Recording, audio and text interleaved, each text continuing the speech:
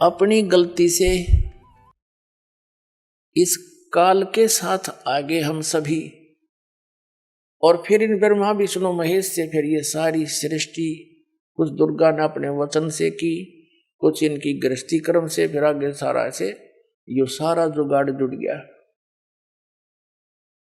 अब इसने बुला दिया भगवान को, ये स्वयं भी गुप्त रहता, इसने कसम खा रखी है, प्रतिज्ञा कर रखी है दुर्गा से कि मैं कभी किसी के समक्ष नहीं आऊंगा और मेरा भेद मत बता दिया, ना तेरी खैर नहीं है। या इससे बहुत डरती है क्योंकि इसका कोई और संरक्षक रहा नहीं, अपने पिता ने छोड़ के हम सारे आगे, तो हमारा कोई वाली वारस नहीं है। यो हमारे साथ कुछ भी करे, कितना ही कष्ट दे, ये खुद बन बैठा है यहाँ का संचालक। अब क्या क्या हो रहा है आपके साथ आपको पता नहीं, आपने ये एक परंपरा मान ली, विधान मान लिया कि ऐसा सभी के साथ हो रहा है तो होएगा। वो तो बात ठीक है, होगा तो होएगा, ना मानोगे तो भी होएगा। तो अभी तक तो ज्ञान नहीं था कि इसका कोई समाधान भी है, अब पक्का ज्ञान हो गया हमें कि इसका 100% समाधान है, बहुत आसान है। वो कैसे है? इस दास के पास आओ, चाहे पूरा विश्व आ जाए, और ये सत्य ज्ञान प्राप्त करो।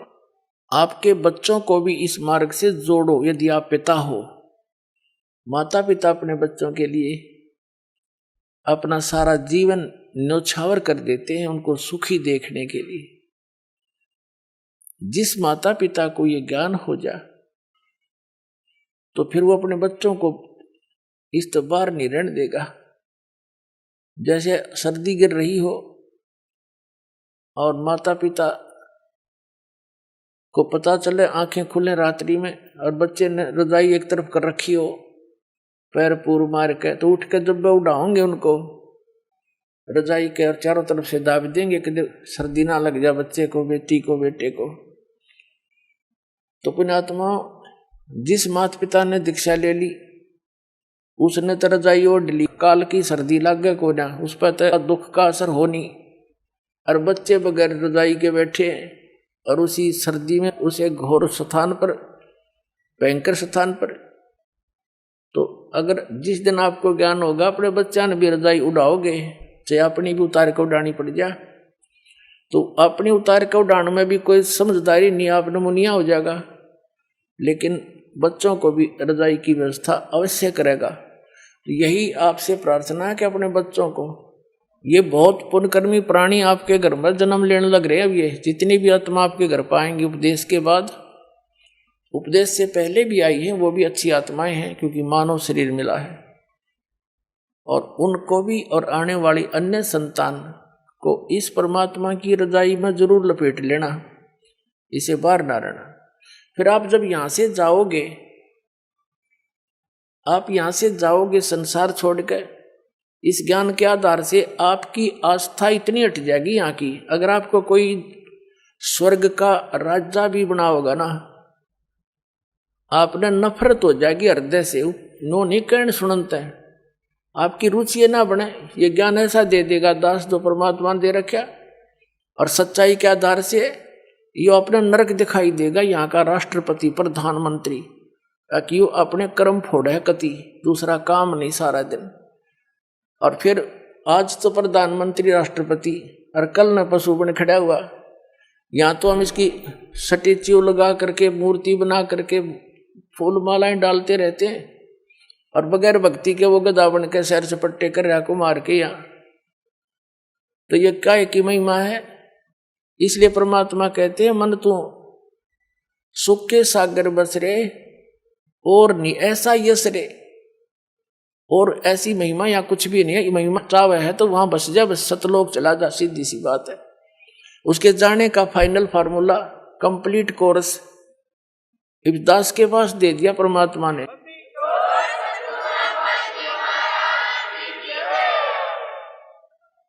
अभी तक तो जितने भी संत पंथ महंत परमात्मा के एक एक अंश को लिए बैठे थे, कोई तो ओम नाम बता देता है, कोई किलम किलम करवावे है, कलंग करसन कलंग ये मंत्र है, कोई हरम हरम करवावे है किसी से, और कोई सोहम के 2 हिस्से करके नाम जाप करने को कहता है, कोई गायत्री मंत्र पर आश्रित किया हुआ है, कोई विष्णु जी को भगवान बतावे, कोई श्री कृष्ण जी को, कोई राम को, और कोई ब्रह्मा को, कोई ब्रह्म को। तो पुण्यात्माओं, हमें ज्ञान न होने से हम अपने अपने उस परमात्मा के अंश को कंप्लीट गॉड मान रहे थे। जैसे एक समय 5 अंधे जा रहे थे, उनको पता चला कि गांव में हाथी आया है। पहले गांव में हाथी आ जाता तो बहुत बड़ी बात होया करती, सारे देखने आ जाते, इकट्ठे हो जाते, टोल के झुंड आते थे। अंधों ने पता लगा कि भाई हाथी आया गांव में, हम भी देख के आवेंगे। एक आंखों वाले से कहा भी हमने एक बार हाथी के पास छोड़ दिया, क्या करोगे तुम सूरदासो, क्या हाथी देखेंगे? वो कहने लगे हाथी कैसे देखोगे तुम, दिखता तो है नहीं। उन्होंने कहा हमारे हाथ आंखों का काम करते हैं, हम हाथ लगा लगा के देख लेंगे। उसने जाके हाथी के पास छोड़ दिया। चारों दूर दूर नारे नारे बिखर गए वो हाथी के चारों तरफ। एक तो नीचे के पैरों को देख रहा है, ऐसे हाथ फेरे और ऊपर हाथ हट जाए, नीचे ना जा, नीचे धरती हट जाए। उसने फाइनल कर लिया कि यो जो थाम सा है, थाम पिलर जैसा गोल गोल, यो है हाथी। दूसरे ने पेट के नीचे का हाथ फेर लिया, उसने सोचा यो है हाथी। और तीसरे ने सूंड के ऊपर का हाथ फेर लिया, उसने सोचा पाइप कैसा होता हाथी, उसने इतना ही फाइनल कर लिया।